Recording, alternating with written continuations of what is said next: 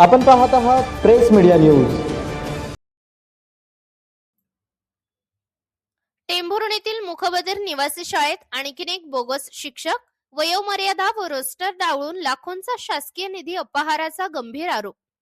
टेंभुर्णी येथील जनजागृती प्रबोधन मंच संचलित मुखबधीर निवासी शाळा पुन्हा एकदा वादाच्या भोवऱ्यात सापडली असून शाळेत आणखीन एक बोगस शिक्षकाची कायदेशीर नियुक्ती झाल्याचा धक्कादायक आरोप समोर आला आहे. ही शाळा मुळातच बोगस असल्याचा दावा होत असतानाच मुंबई येथील आयुक्त तुकाराम मुंढे यांनी स्वतः या प्रकरणात लक्ष घातल्याने शाळेवर लवकरच कठोर कारवाई होण्याची शक्यता वर्तवली जात आहे. शाळेतील मुख्याध्यापक, शिक्षक व कर्मचारी यांच्यावर गुन्हे दाखल होणार असल्याचे संकेत मिळत आहेत. गंभीर बाब म्हणजे शाळेच्या मुख्याध्यापकांनी सन 2003 पासून आजपर्यंत सुमारे 1,13 ते 14 लाख रुपयांचे वेतन उचलल्याचा आरोप आहे. तसेच मिरज, सांगली येथे शिक्षण घेत असताना 2 वर्षांचे वेतनही खोट्या कागदपत्रांद्वारे घेतल्याचा धक्कादायक दावा करण्यात येत आहे. या प्रकरणातून 3 कर्मचाऱ्यांवर लवकर कारवाई होणार असल्याची माहिती आहे. दरम्यान शाळेत कार्यरत असलेले सम्राट मुकुंदराज पाटील यांची नियुक्ती ही पूर्णपणे नियमबाह्य व बोगस पद्धतीने झाल्याचा गंभीर आरोप पुढे आला आहे.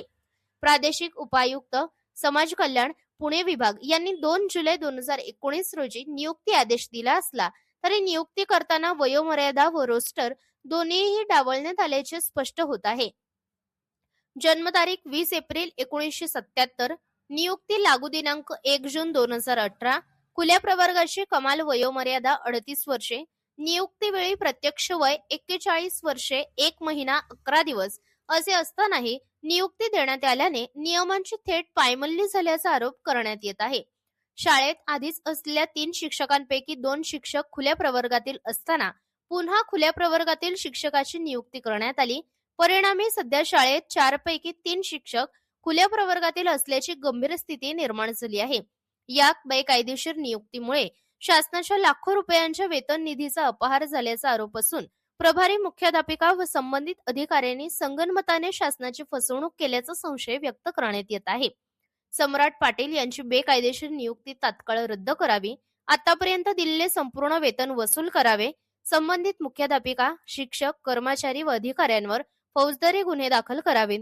या प्रकरणामुळे समाज कल्याण विभागातील भरती प्रक्रियेवर मोठे प्रश्नचिन्ह निर्माण झाले असून प्रशासन यावर नेमकी काय कार्यवाही करते याकडे संपूर्ण राज्याचे लक्ष लागले आहे.